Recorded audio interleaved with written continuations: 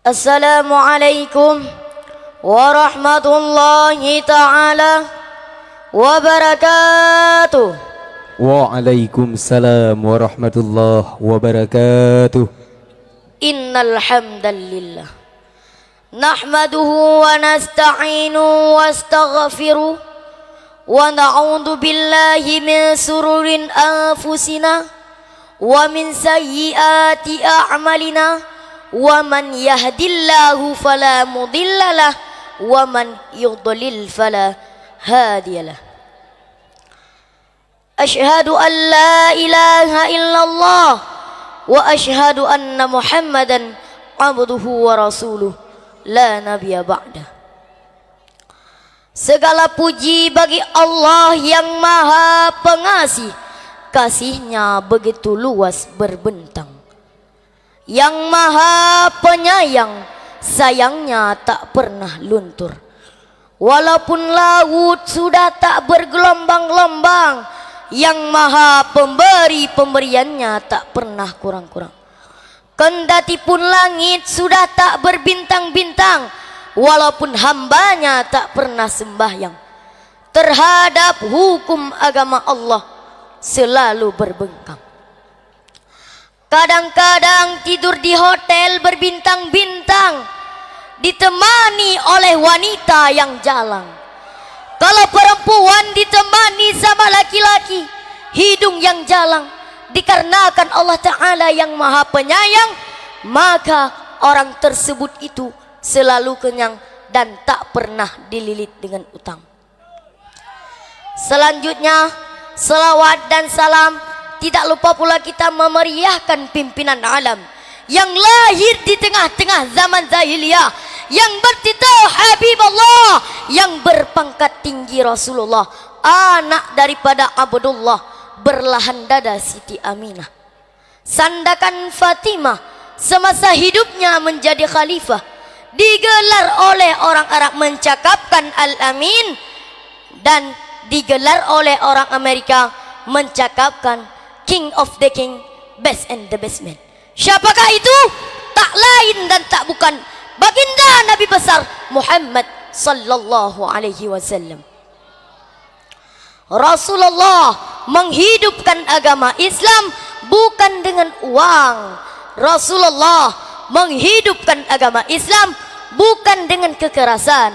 Rasulullah menghidupkan agama Allah bukan dengan sogok menyogok, tetapi Rasulullah menghidupkan agama Islam dengan ilmu agama. Rahmat dan sejahtera tidak lupa pula kepada alim ulama, baiklah ulama mutaqaddimin maupun ulama mutaakhirin, dan ulama-ulama yang muktabar, yang ahli sunnah wal jamaah. Dan ta'zim penghormatan saya kepada pucuk pimpinan Ma'had Rauhul Mudi Al-Aziziyah yang kita sayangi dan yang kita cintakan adalah Al-Fadil Al-Syekh Masyaikin Al-Kiram Abiyah beserta keluarganya yang mulia. Kita doakan dalam keluarganya dalam ma'unah maghfirah wa ridha illahi ta'ala. Amin amin ya rabbal alamin. Dan ta'zim penghormatan saya kepada dewan-dewan guru yang sudi kiranya mengajari saya pagi, siang maupun malam. Dan ta'zim penghormatan saya kepada dewan-dewan juri yang sudi kiranya menilai saya seadil-adilnya dan bijaksana. Dan ta'zim penghormatan saya yang istimewa kepada santriwan maupun santriwati yang telah berhadir pada malam yang berbahagia ini.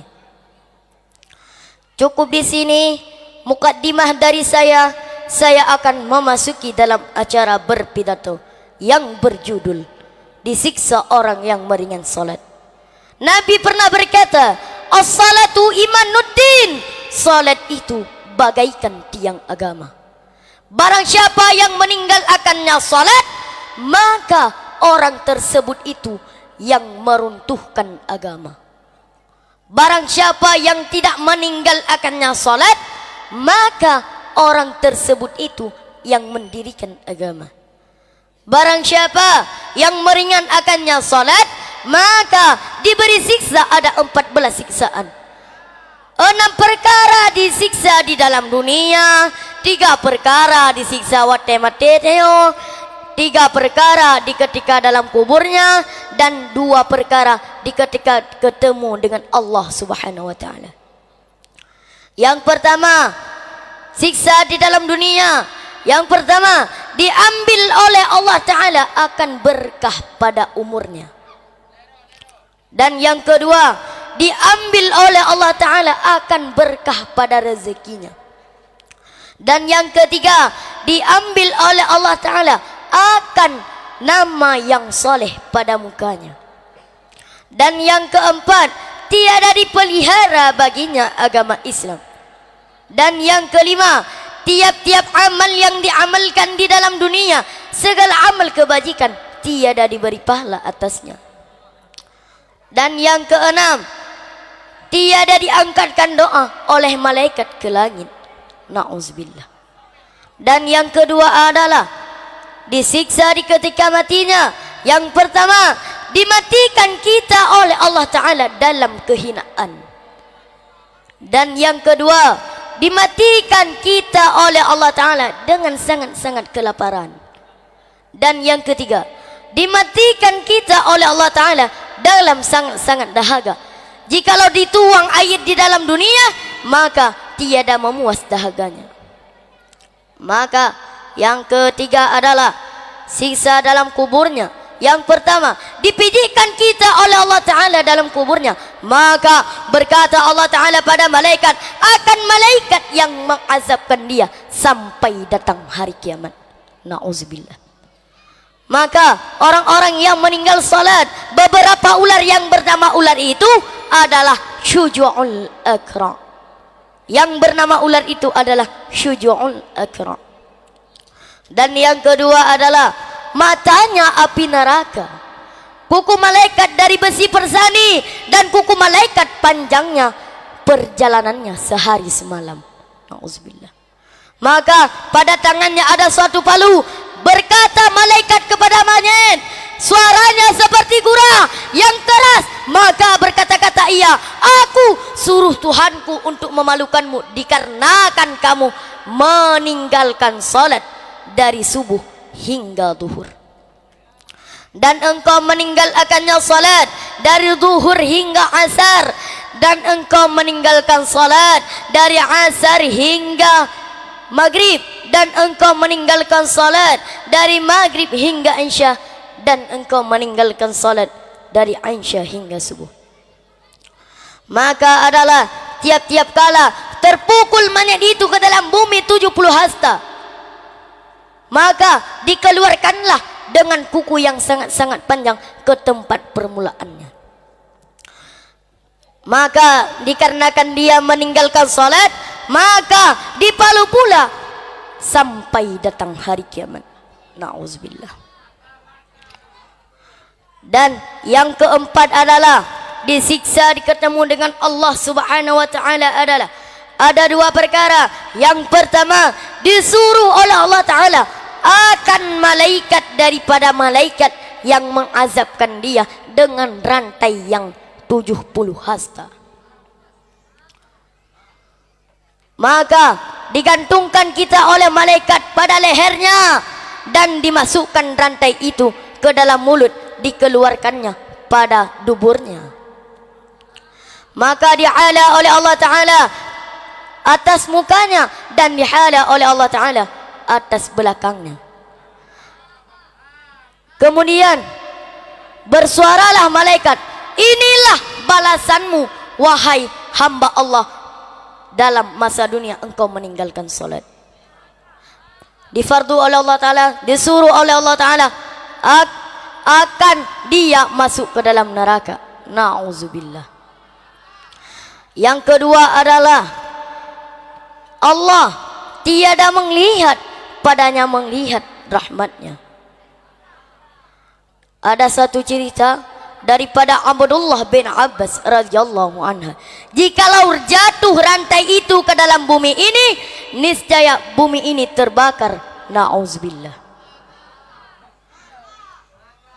Maka adalah Allah telah berfirman dalam Al-Quran yang berbunyi, A'udzu billahi minasy syaithanir rajim.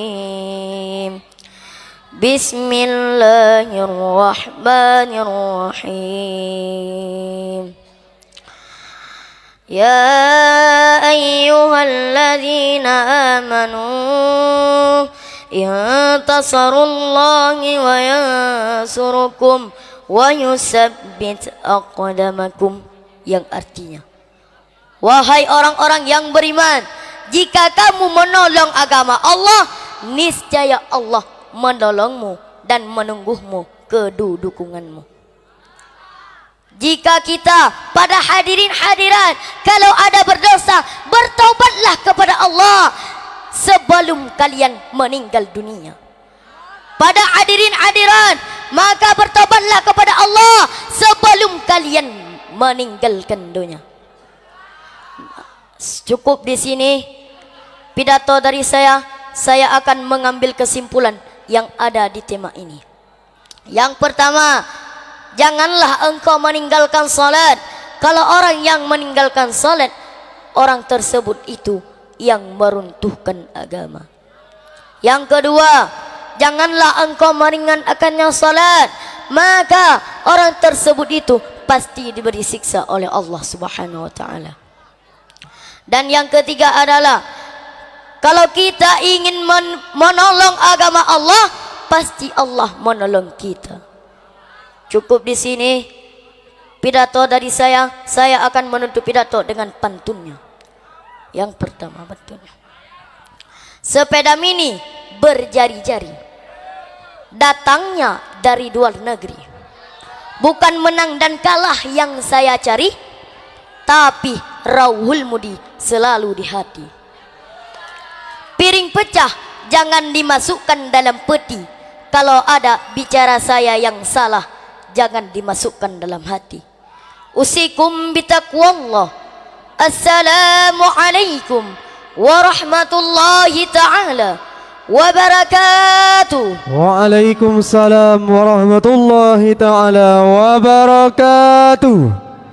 Yang barusan tampil atas nama Tunku Muhammad Hariska dengan nomor undian 062 yang berasal dari Bulu Belangara, Kota Makmur, Aceh Utara. Utusan dari kelas 1C.